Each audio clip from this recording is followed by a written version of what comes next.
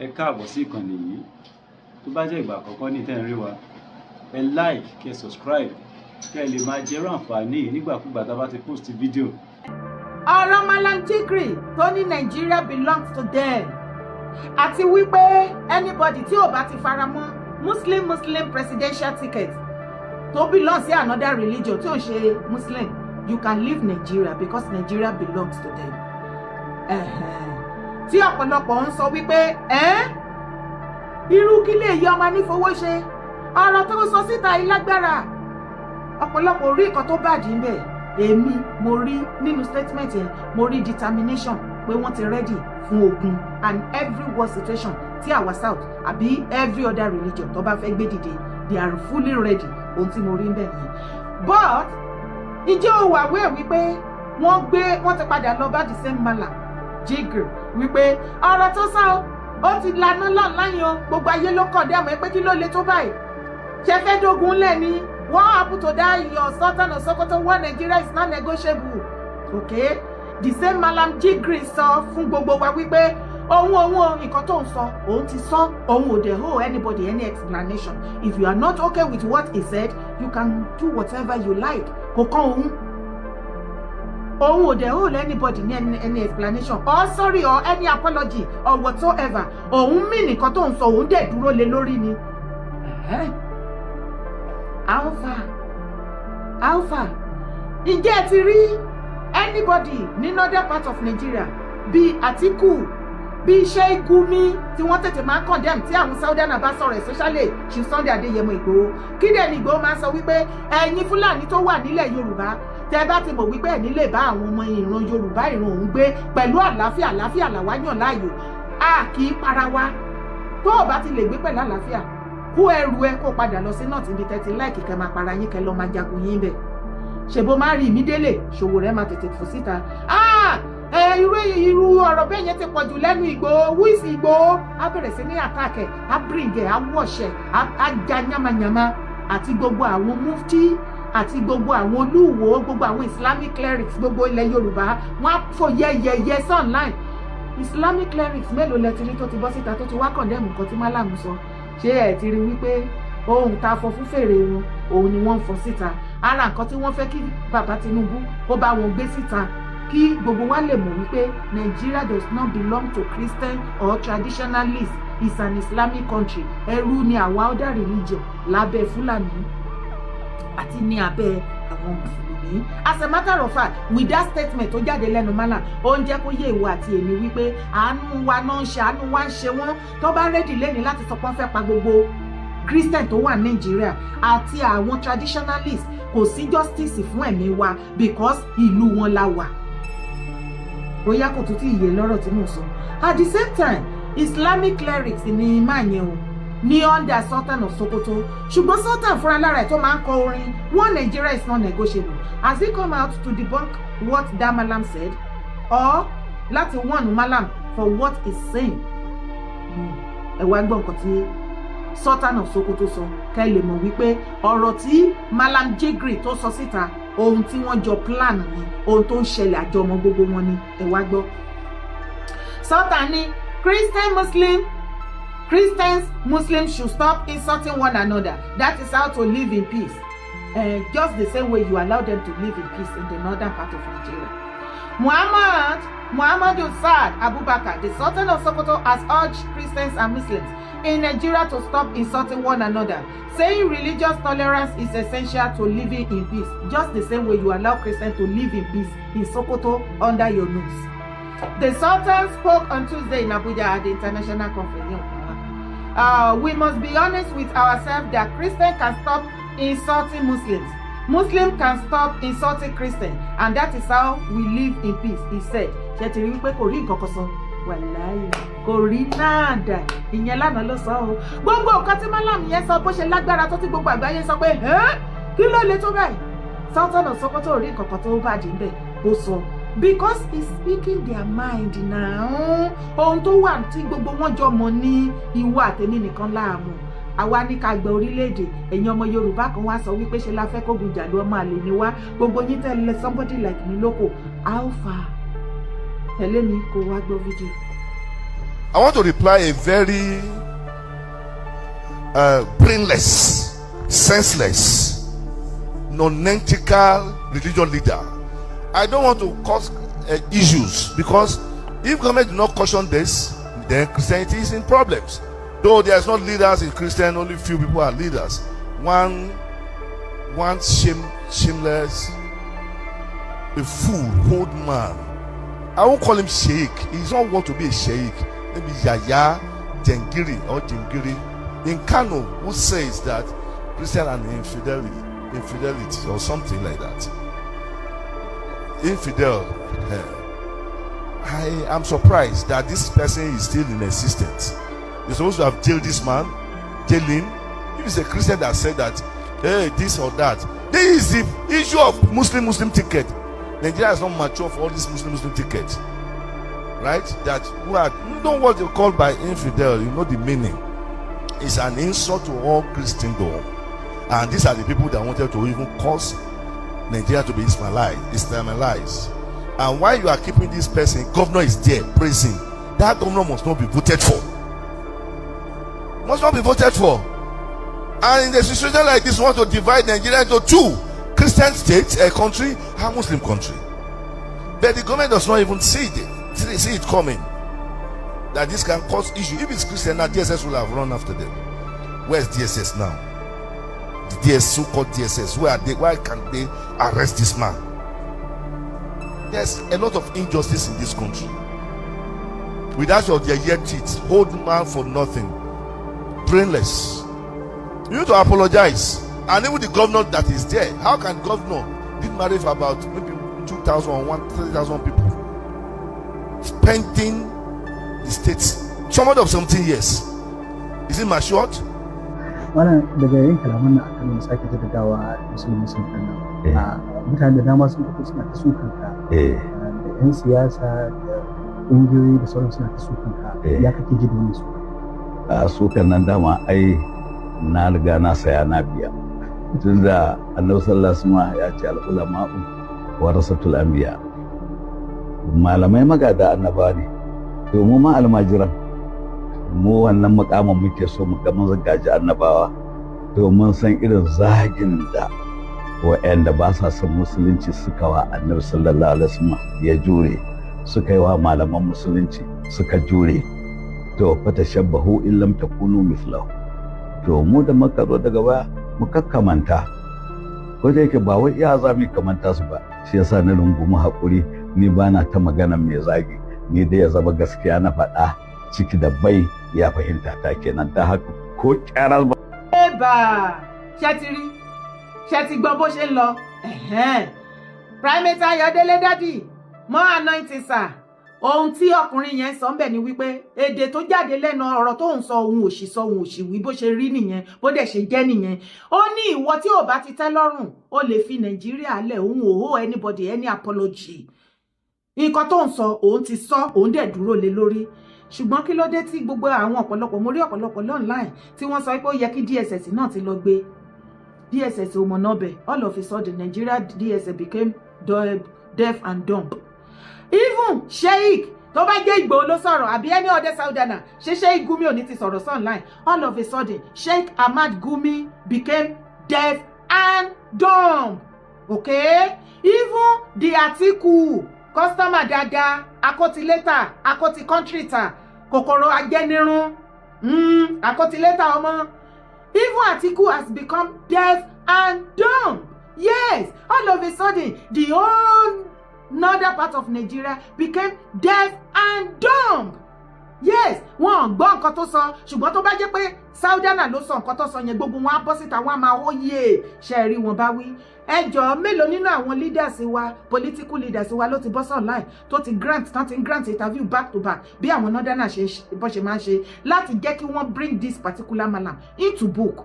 No now, wọ́n tó ti sá pamọ́. Ṣẹ̀mù tó bá jẹ́ Buhari ló wà ńbẹ̀, wọ́n á ní kò ṣe lédè wọn, ó máa gbé wọn, ọmọ wọn ló tún wà ńbẹ̀, wọn ò tún rọ́rọ̀ sọ.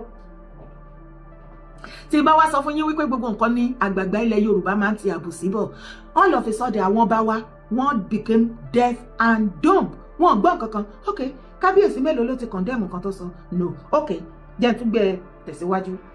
Islamic cleric mélòó nínú gbogbo àwọn tó máa ń preach online pípa tọ́líà mufti wo tàbá wá pè wọ́n ní gúnmí ẹ̀yin ti wọ́ ẹ̀ lẹ́fẹ́ jẹ́ òkun ẹ̀mí mi ẹ̀ lè rí já ẹ má wọ́rì ìpè tí yín ti fẹ́ dé tán tíntìní ló kù ojú yín máa tó bẹ̀rẹ̀ sí ní bó ní Ọ̀ṣun especially ní Ìwó ẹ lọ máàkì yín sílẹ̀ very soon ó máa ṣẹlẹ̀ wọ́n ti múra yín wọ́n ti parí plan tọ̀dọ̀ títí yín ẹ má wọ́rì.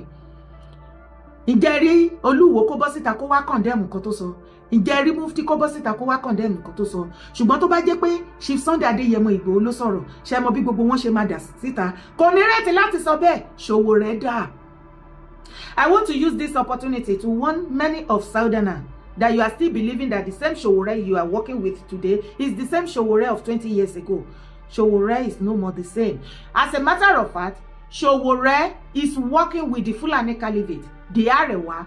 Sowore is working with the Northern Caliphate against the Southerner. Yes, Sowore is not for Southerner. I'm not Sowore ò ṣe Yorùbá kò ṣe èèyàn wa. Ó lè máa claim ìjọ àpò èké tó bá ń polóhùn claim kò káyé.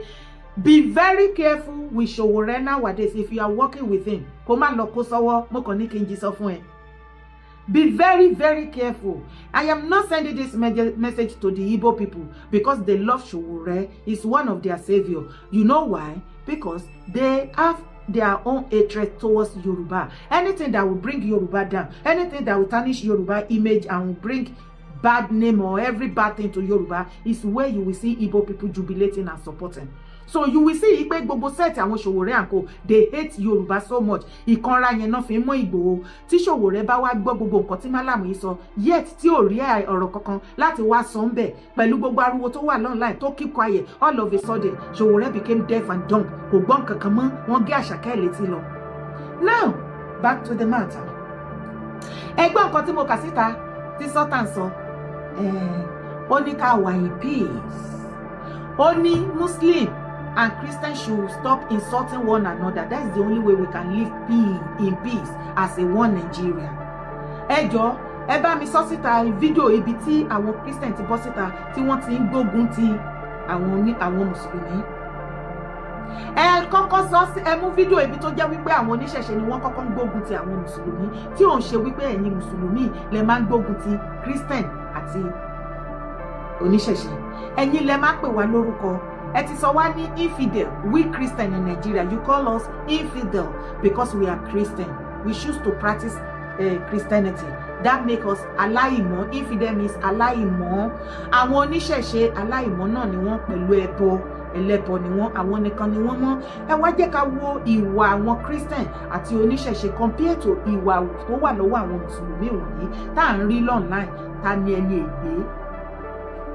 Gbogbo àwọn Islamic cleric pípa èwo lẹ́rí tó wá debunk kan tí Malam sọ because àjọmọ̀ gbogbo wọn ni ohun tí wọ́n sọ sínú wọn nìyẹn and that is why tó ṣe rí irú mufti Ìwó tó múra kankan wípé every part of ilẹ̀ Yorùbá wọ́n máa ní láti máa practice Sharia because Sultan ti jẹ́ kó yé wọn wípé Nigeria is an Islamic country and they have power over every other religion. Òun ló ṣe jẹ́ wípé any other religion tó bá ti practice other religion either Christian or Ìṣẹ̀ṣe tó bá ti sọ̀rọ̀ nípa right yẹ abo condemn wípé kọ́ máa wá pa ẹ́ or any other thing wọ́n wá jí ẹgbẹ́ wọ́n gbógun tì ẹ́ wọ́n ṣe oríṣiríṣi wọ́n gbé ẹ lọ kọ́ọ̀tì wọ́n ṣe many things fún ẹ kò dẹ̀ anybody tó máa wá dìde to rescue you because wọ́n mọ nǹkan tí àwa ò mọ̀ àṣírí ló ń tú ṣe ti rí wípé we are no more in Nigeria we have become a stranger in our own land.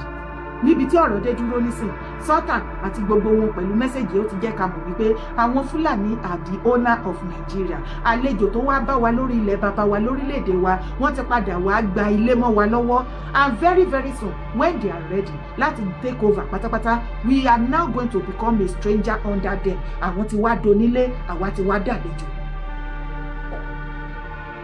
Bàbá Tinubu tẹ bá kùnà láti fún wa ní regional kẹ tó kúrò a jẹ́ wípé ẹ mú sí gbogbo nǹkan tí wọ́n plan. Bàbá Tinubu tí presidency tí wọn ò bá debunk àbí kí wọ́n condemn nǹkan tí Malam ń sọ ṣe rí quietness tó wá silent tó wá láti Aso Villa àyẹ̀ ń jẹ́ kó yé gbogbo àgbáyé wípé gbogbo nǹkan tí Malam sọ President Bola Ahmed Tinubu àtijọba wọn is in support of what he said. Ṣùgbọ́n ẹ rò dáadáa o wípé gbogbo tí Malam yẹn sọ ń bẹ̀ kò síbi tó gbà tó fi campaign fún bàbá Tinubu ìwọ tó bá wà reasonable rather ó throw bàbá Tinubu under the bus ó fà á lé ikú lọ́wọ́ ó fà wọ́n lé àgbáyé lọ́wọ́ wípé yes bàbá Tinubu àti ìjọba wọn there is a Christian genocide ní Nigeria. This malam has confirmed there is a Christian genocide nínú Nigeria. If Baba Tinubu and his government failed to do what? To debunk or condemn this, then gbogbo wa believe wípé àjọmọ̀ gbogbo yìí kò jù bẹ́ẹ̀ lọ. Ó ti mọ̀ pé ibẹ̀ ni kọ́kọ́ là ń lọ tẹ̀lé mi kó tó wá wo fídíò. Má ṣe ìyá wa tí ó sọ̀rọ̀ lọ sí ẹ má ṣe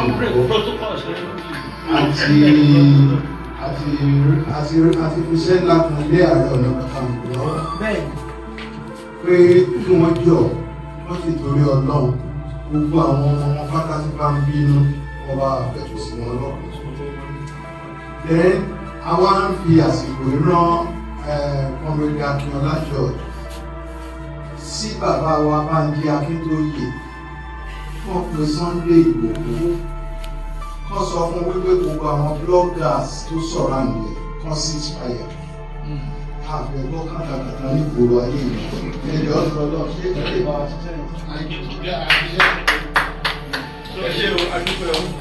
ẹ wo ọba kọ́ ló fún wa lélẹ̀ o. Confirm. Ọba kọ́ ló fún wa lélẹ̀ o. Ajé. Ààrẹ new machine. Bẹ́ẹ̀ni. Latest machine. Another one is coming. Kò kí ń ṣe ọba o. Kò kí ń ṣe ọba ló fún wa o. Yes, this is a jalalon. Kò kí ń ṣe àwọn ọba ló fún wa o. Yes, this one is a jalalon. Latest, another one is coming. No be ọba give us the hope. Ló bí ọba o. No be ọba give us the hope. Ọba kọ́ ló gbélé wa o. Kò kí ń ṣe ọba o. Lọ tọrọ o. Ilé ò kí ń ṣe tọba o. Ilé ìtúkì ọgbà.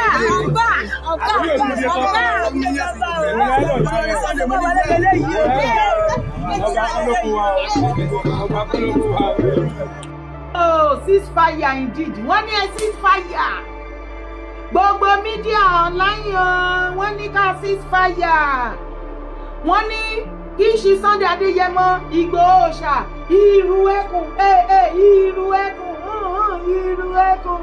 Wọ́n ní ká ẹ̀bẹ̀ wá ká ẹ bá wa sọ̀rọ̀ wípé ká ceasefire. Wọ́n dẹ̀ tún sọ fún ààrẹ Ganiyu báyẹn jókòó síbẹ̀ wípé kí Abdulganiyu Ige Adams kó sọ fún àwọn boys OPC wípé kó ceasefire kí peace wà.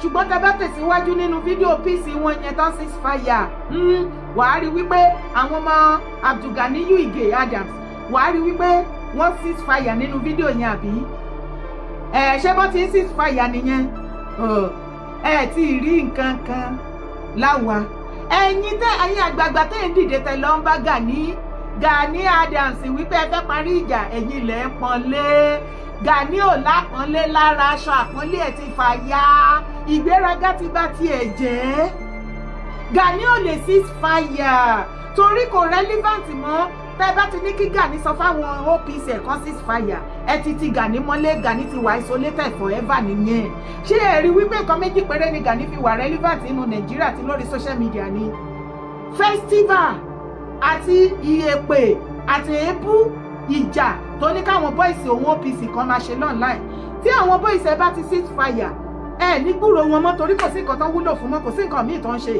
tẹ́ bá dẹ̀ sọ wípé kí wọ́n ceasefire kí ló tún kù tí Gani tó tún fẹ́ gbórúkọ Gani lẹ́yìn ká dẹ̀ máa rí ní ọdún olókùúta ọdún ìyẹ̀pẹ̀ ọdún igi festival ayan festival ọ̀pọ̀lọ́ ààrẹ of festival òun ló kù tó jẹ ààrẹ kí ló tún kù tó jẹ náà ẹjọ́ wẹ́wẹ́ kò sí nǹkan kan tí Gani wà relevant fún òkè tó bá ní mo parọ́ jọ nítorí Ọlọ́run láti bí ọdún mélòó ibo ló ti rí tó ti ń plan nípa nǹkan ìtẹ̀síwájú ilẹ̀ Yorùbá tó ń invite Gani torí Gani bẹ́ẹ̀ mo dẹ̀ sọ fún o mo náà ti yọ uncertain wọ́n ti tún ṣẹ́pẹ́ mọ́ lọ́wọ́ òun nìkan ló dá wà bó ṣe wà yẹn ó dẹ̀ máa ń rò wípé mo máa ń bòun ni ṣùgbọ́n gbogbo nǹkan tí máa ń sọ fún ẹ èwo ni ò rí mẹ́ẹ̀ nísìn ó sí lára wa wọ́n ti gbé nǹkan gbẹ̀yìn ẹ because lẹ́kùn ti mú ẹ lọ́wọ́ àwọn àṣírí ẹ ti tú sí gbogbo ilẹ̀ Yorùbá ọ̀tá ilẹ̀ Yorùbá ló ń bá ṣe wọn ò lè kẹ́mi ìwàlé ẹ lọ́wọ́ alábọ̀dé ni ẹ tó o bá ti rówó kò sí nǹkan tó kàn ẹ́ now ọ̀pọ̀lọpọ̀ nǹkan tí òye yín tí mo bá pàkíyèsí yín sí tẹ máa rò pé mò ń parọ́ ṣé rí gbogbo nǹkan tí Ìgbòho bá ti sọ tí àwọn northerner máa ń bọ́ síta tó máa wá condemn Ìgbòho tó máa ń wọ̀n ẹ̀ Gani ló wà behind ẹ̀ kò sí ẹlòmíì torí gbogbo àwọn Gumi àǹkó gbogbo wọn ló ń bá ṣọ̀rẹ́ customer dáadáa Àtíkù ni gbogbo wọn pátápátá ló ń bá ṣọ̀rẹ́. As a matter of fact, Gani Adams is more loyal to the northerner than the Yorùbá. Ẹ wá fẹ́ Kẹ́mi Wálé lọ́wọ́ kó lè gbowó agbowó lọ́wọ́ yín á tún lọ Kẹ́mi Wálé wọn lọ́wọ́. Ṣé ẹ mọ irú plan tó ti jọ níní? Ṣé ẹ mọ irú agreement tó ti wà láàrin Gani àtàwọn northerner ni? Ajá kì í rorò kó ṣojúlé méjì ó lè ní plan pẹ̀lú wọn kó máa bá wọn ṣe kó tún wá sọ pé kán gbé ẹ̀mí ilẹ̀ Yorùbá gbogbo ilẹ̀ ọmọ Yorùbá ọmọ kóòtù àjíire kán gbélé ẹ lọ́wọ́ kó jọ ọ́ Gani. Tẹ́ bá tún wá tẹ̀síwájú ẹ rí wípé àwọn ọmọ ẹ̀ ṣe wá rí nǹkan kan wà o anything tẹ́ bá rí àwọn ọmọ OPC Gani tó bá bọ́ síta tán bá ṣe àbí tán wù níwà àbí tán sọ síta bí Gani ṣe sọ wípé kí wọ́n ṣe nìyẹn má sọ wípé Gani ò mọ̀ kankan pa tí tọjọ́ tèmi ní kó fi bẹ̀rẹ̀. Lọ́dún tí Gani gbé ní ìgbà tó ó kọ́kọ́ gbé gbẹtugbẹtu jáde ìgbà tó pẹ́ ó wá gbé ajá lọ sórí orí Ògún ni ẹlẹ́ẹ̀kejì tó máa gbé ewúrẹ́ lọ bí èṣù àbí nǹkan kan wọ́n mú píṣọ̀ mi báyìí tán gbé síbẹ̀ gbàgàdàgbàgàdà wọ́n record ìkan sọ wípé ẹ má record kan má rí ìkejì sọ wípé no ọ̀gá sọ wípé bá ṣe nìyẹn ká ṣe ká tán kámẹ́rà so everything tẹ bá rí tí OPC Gani bá ń sọ tó ń wù níwà tó ń ṣe nǹkan tí Gani nìkan lọ ṣe ni ẹ ti rí wípé Gani ti ń fi ìkanra Ìgbòho ó ti fi mọ́ bàbá Ọọ̀ni lẹ́yìn ìgbà tó ń bá bàbá Ọọ̀ni jà torí orí àpèrè Aláàfin torí ó fún ní oyè Ààrẹ Ọ̀nà Kakanfò of Yorùbá land láti ọ̀dọ̀ Aláàfin Adéyẹmí àná ó wá yẹn rí ti ọ̀tẹ̀ ogun tí bàbá Aláàfin àná àti orí àpèrè Ọ̀nìrìṣà tí wọ́n jọ ń jà Gani bá gbé sórí òun ló ó bìlífì pé òun fẹ́ yẹ̀yẹ́ Ọ̀nìrìṣà òun ló ṣe lọ mú aṣọ funfun ìdí èlòkù ó fẹ́ máa pakájà bíi ti bàbá Ọọ̀ni ẹ̀ẹ́rì tó lọ gbé ọ̀pá sọ́wọ́ funfun bíi ti bàbá ojú ló ka mọ́ gbogbo nǹkan ẹ lọ wo Gani dáadáa látòkè désàlẹ̀ almost everything nípa Ọọ̀ni òun ló máa ń fẹ́ ṣe because ó fẹ́ useless ó fẹ́ useless Ọ̀nìrìṣà. ó fẹ́ yẹ̀yẹ́ orí àpèrè Ọ̀nìrìṣà tí Ọọ̀ni fúnra lára wọn fún orí àpèrè bàbá Aláàfin ọlọ́tẹ̀ ní Gani ṣèbẹ́yìn náà rí nǹkan tó ń sọ tí àwọn tó ní káwọn boys ń lọ ṣe pẹ̀lẹ́jàre gọ́vnà Mákindé torí ìròyìn tẹ̀mí létí pé gọ́vnà Mákindé ló gbé ìlọ́ọ̀sì fún Gani ṣe bẹ́ẹ̀ ń gbọ́ bọ́n ṣe ń ta sí bàbá Ọọ̀ni ọba kọ́ ló gbé fún wọn o Ìgbòho àwọn ò lọ tọrọ lọ́wọ́ ọba ó bẹ́tà kí Ìgbòho tọrọ ṣé kò wá bẹ́tà kọ́mọkùnrin yẹn tọrọ ni ó bẹ́tà ó sàn ju ti tọ̀dọ̀ ti yìn tí Ìgbòho bá tọrọ olóríire ọmọ ni ó gbà fún ilẹ̀ Yorùbá ó gbà fún bàbá ẹ̀ kò ṣe báyìí kò sọ pé òun lówó ju anybody òun ní kankan òun máa sọ pé òun ò ní kankan àwọn parents ò fi kankan lẹ̀ àbí kò yẹ yín báyìí ẹ ti rí wípé ikú Ìgbòho lẹ máa kú Gani ò lè gbọ́ ọ̀rọ̀ ẹ̀yìn àgbààgbà tẹ lọ ń bá Gani pé kí kán parí ìjà Gani ò lè stop Gani ò lè gbà Gani ò lè stop because nǹkan tó fi ń dórúkọ nìyẹn tá bá stop wọn ní gbúrò Gani mọ́ wọlé bí àrá for life nìyẹn tẹ́ bá nírọ́ ni mo pa ẹni kí Gani sọ pé kán stop for 1 month lásán kó má dé attend the festival kankan bóyá ẹ máa gbúrò anything tó ń jẹ́ Gani abẹ́ máa anybody máa rántí ẹ̀ is a gunner. Gani ò lè cease fire ó bìlífì pé òun àti OPC boys òun 5 million wọ́n fẹ́ kojú ìjà pẹ̀lú gbogbo àwọn ọmọ Yorùbá òun fẹ́ bá wa jò òun fẹ́ win wa bóyá Gani àtàwọn OPC 5 million bóyá àwọn náà máa ṣẹ́gun àwa ilẹ̀ Ìkóòtù Àjíire ni o àbí àwa la máa ṣẹ́gun ẹ̀ lórí ibi tá a kẹsẹ̀ bọ̀ ṣòkòtò yìí àti kẹsẹ̀ bọ̀ ṣòkòtò kan náà. On behalf of gbogbo media ẹ̀yin dádì wa mọ́mì wa àwa gbọ́rọ̀ sí yín lẹ́nu o Ìgbòho kọ́ ló sọ o àwa ò kàn nígbà kí Gani ní káwọn boys kan jẹ́ okùn ẹ̀mí ọmọkùnrin yẹn bọ́n ṣe pa bàbá Fáṣehùn níwọ̀n ìgbà tí Gani ò ti lè sọ fáwọn boys kan ceasefire àwa náà ceasefire as a matter of fact kí ni mo wí kí lẹ́ni kí n sọ ìjà ṣẹ̀ṣẹ̀ bẹ̀rẹ̀ ni tẹ̀lé mi. gbogbo ẹ̀yin ọmọ Yorùbá káàkiri àgbáyé gbogbo ẹ̀yin bàbá wa lọ́balọ́ba níjòyè honorable senator governor ọba adútọ́lọ́ bàbá wa Ọ̀nìrìṣà Ọ̀jájá adúpẹ́dúpẹ́ gidigidi lọ́wọ́ wọn mọ́tò tí wọ́n fún wa rèé kéèyàn sọ̀rọ̀ kó dẹ̀ sí bẹ́ẹ̀ tí bàbá Ọọ̀ni yìí ọjọ́ mi lójú bàbá fi hàn yí pé olórí aládé gbogbo tó ń pa àwọn làwọn àdúgbò lọ bàbá wa Onírìṣà olórí aládé gbogbo kọ́lọ́ jẹ́ mi yóò gbé bá ṣe kábíyèsí mọ́tò tí bàbá gbé fún àwọn Ọ̀ṣun state ìlú ẹ̀kọ́ tí Àwòrò jẹ́ kọ̀mọ́ndà fún wọn òun ni wọ́n ti brand wọ́n dẹ̀ gbé wá fún wa láti fi hàn ṣùgbọ́n a fi kọ́kọ́rọ́ lè lọ́wọ́ sí iṣẹ́ tó ní kẹ́bi ṣe lọ́sùn tí bàbá fi sọ fún kẹ́bi ṣe security bàbá làwọn fẹ́ kẹ́bi ṣe lọ́sùn òun ní kẹ́bi ṣe o kì í ṣe pé tọkọtìyàwó kẹ́ wá ń jà wọ́n á lè gbé mọ́tò rẹ̀ kù lọ́bẹ̀ security ẹ ṣàbò fáwọn aráàlú nítorí lọ sóko kó lọ sóko lálàáfíà àwọn tó ń jiyàn gbé ẹ wọ àwọn wọnú gbó ẹ mọ́tò tó ṣe wọgbó ilé òsì tó ṣe wọgbó ẹ wọgbó tí wọn ẹ bá wọn kó kọlọ́njẹ́ bàbá wa ò ní ogun wọ́n dàgbà wọ́n lò bí 170 inú ayé wọ́n jẹ́ pé sẹ́tọ́ lọ́rùn bàbá ò ní wá jẹ́ kọlọ́run jẹ́ kí wọ́n lè jẹ àfi bàbá wa Olúbàdàn ẹ bá ń ṣe kábíyèsí kábíyèsí o bàbá wa Olúgbọ́n ti orílẹ̀ gbọ́n kábíyèsí o bàbá wa Awùjalẹ̀ kábíyèsí o Aláké kábíyèsí o bàbá wa Ajérò kábíyèsí o Ajérò ti Èkìtì kábíyèsí o Olúkòtì ti ìlú Èkìtì kábíyèsí o Oníkòyí kábíyèsí Òsímọ̀wé gbogbo ọba pátápátá bàbá wa Ọlọ́wọ̀ àfi gbogbo ọba pátápátá orílẹ̀ kẹta kábíyèsí gbogbo ọba tí ń bẹ nílẹ̀ Yorùbá bàbá wa Aláàfin Ọ̀fọ̀yọ́ àwọn dúpẹ́ lọ bàbá wa Onírìṣà Ọlọ́run jẹ́ mi bàbá ò ní kún dáadáa Ọlọ́run jẹ́ kí wọ́n pẹ́ fún wa bàbá sí bẹ́bẹ́ o yàtọ̀ fún chẹ́ẹ̀kì owó bí 100 million bàbá tó wá gbé mọ́tò lẹ̀ Ọlọ́run ní pa bàbá wọ̀ nílẹ̀ Ọlọ́run ní pa àwọn rẹ̀ adúpẹ́ o gbogbo ọmọ Yorùbá ń dúpẹ́ lọ́wọ́ yín o òun tẹ̀ ń torí ẹ̀ sí òní bàjẹ́ ẹni wájú Ọlọ́run ti ṣe bàbá òní Ọlọ́run ní dá yín padà sẹ́yìn àwọn yóò ní wọ́ọ̀kù láéláé dúpẹ́ o Àwòrò òní dààmú o ọlọ́mọ pọ̀ sí ni o ṣèmẹ́kẹ́ ṣe dáadáa lọ́sùn o ṣe dáadáa o. ẹ rí i pé ọmọ ọkọ yàtọ̀ sọ́mọ àlè ṣé ẹ rí i pé ọmọ ọkọ yàtọ̀ sí ọmọ àlè Bíbélì gan sọ ó ní nípa ìwà wọn la ó fi mọ̀ wọ́n by their fruit ye shall know them. ẹ wo ọmọ ẹ wo ọ̀rọ̀ ẹ wo bó ti pọ́n gbogbo ọba ilẹ̀ kó o tó àjíire Yorùbá ńlẹ̀ ọmọ tó fi ń tọrọ ọmọ ní Ìgbòho ọmọ rẹ̀ ọmọ alágbàdo òde ọmọ àtàpátá wọnú omi ìwọ sì máa kí bàbá rẹ̀ Ìgbòho Òòṣà ọmọ ṣógun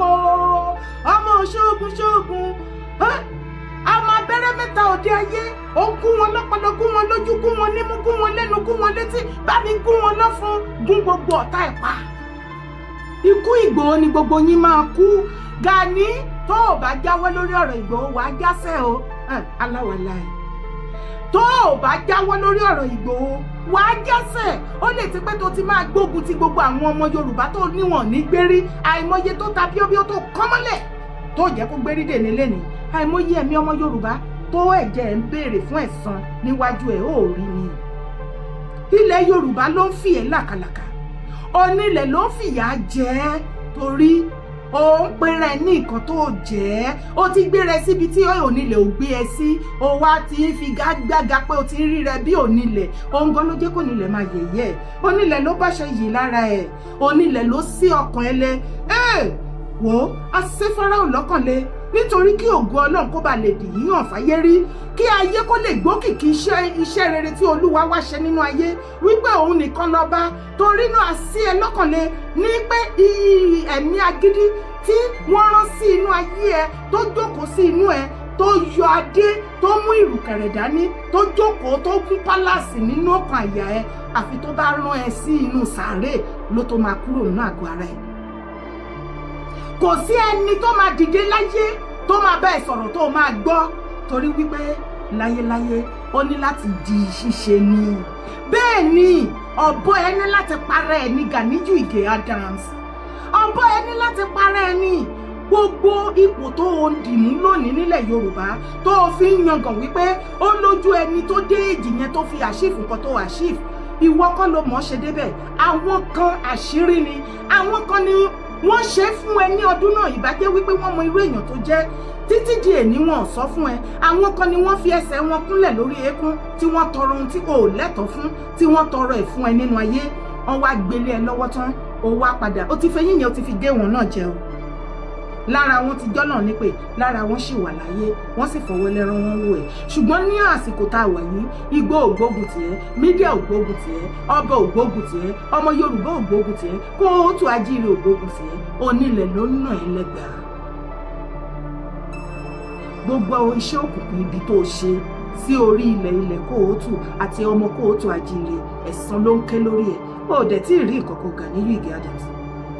Ó tí ì rí nǹkan kan torí àbákú laṣọ ewúrẹ́. Ó máa worst fún ẹ báyìí lọ títí di ọjọ́ alẹ́. In fact, ó máa dé stage kan tó jẹ́ wípé wàá gbé nǹkan jẹ, wàá wà isolated. Sórí ìṣírí wọ́n yìí tẹnumọ́ fún eré ló pé sórí gbogbo àwọn tó rálí ràǹdì àti gbogbo àwọn ọmọ ogun tó rò pé òun rí lò nísìn, ìkankan lọ́mọ wọ́ yọ, ìkankan ní gbogbo wọn máa fẹ́ mọ́ ẹ lọ́wọ́. Wàá sì máa fojú ọkàn wò wípé wọ́n sì rálí ràǹdì, ó sì pọ̀ bọ́n ṣe pọ̀ tẹ́lẹ̀. Ó ní mọ̀ pé gbogbo wọn ti fẹ́, ó mọ nǹkan tó ń ṣẹlẹ̀.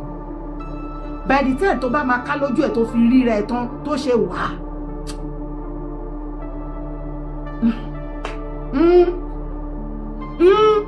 jẹ́ ń wá sọ paríparí ẹ̀ fún ẹ Gani Igi Adams. Sórí Ìgbòho òun gan lọmọ ikú òpa, ọmọ àrùn òṣè. Ẹni tí Ọlọ́run bá fẹ́ lọmọ ènìyàn fẹ́. Ìwọ náà ti rí wípé ọ̀run ń fẹ́, òun ló jẹ́ káyé máa fẹ́. That means ọ̀run dúró tì lẹ́yìn, òun ló jẹ́ káyé dúró tì í. Ìgbà tí ọ̀run tán bẹ̀bẹ̀ fún ìwọ náà, tí ọ̀run gbà fún ọ, ayé gbà fún ọ, ìwọ náà rí traces ẹ̀. Nítorí ọ̀run ti kẹ̀yìn sí ẹ, wọ́n ti kúrò lẹ́yìn ẹ, ayé náà ti kúrò lẹ́yìn ẹ. Àwa mọ̀ wípé oṣó ni ẹ́, oṣó ni ẹ́. Ó dẹ̀ a mọ̀ wípé oṣó ló máa ń dájú jù nínú ẹgbẹ́.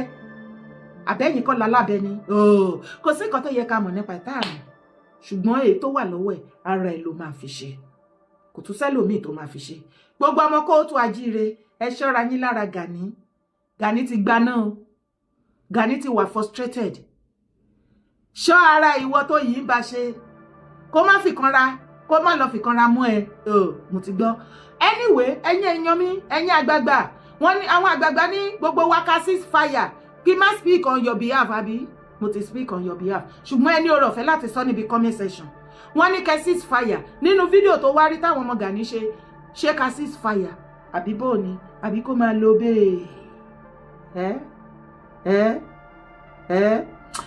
Bàbá wa onírìṣà, ẹ ṣé gan ni, ẹ kú àdúró ti wá o. Ọmọ Adéyẹmọ ní ká dúpẹ́ lọ́wọ́ yín. Chief Sunday Igboho ìlú ẹkùn, wọ́n ní ká dúpẹ́ lọ́wọ́ gbogbo ọba aládé ilẹ̀ Yorùbá, bàbá Aláàfin, gbogbo yín aláké, ọlọ́wọ́ fọwọ́, gbogbo òṣèmàwé, ẹlẹ́kọ̀ọ́lẹ́ ọ̀báláyé aṣọ, gbogbo yín, wọ́n ní ká dúpẹ́ lọ́wọ́ yín pé àwọn gbà fún yín o ní bàbá. A sì mọ̀ wípé gbogbo yín lẹ gbà fún ọmọ yín, wípé ọmọ ẹ ti dà á mọ́mọ́ tán. Tó bá wá rí bẹ́ẹ̀, ilẹ̀ kóòtù ajíire ilẹ̀ Yorùbá ò ní bàjẹ́ o, ó bàjẹ́ tí. Wà ní rí Dubai lọ lórí ètò ilé ní. Ẹ má gbàgbé láti bá wa like, kẹ́ subscribe, kẹ́ lè máa padà jẹ irú àǹfààní nígbàkúgbà tá a bá ti post fídíò. Ó dàbọ̀.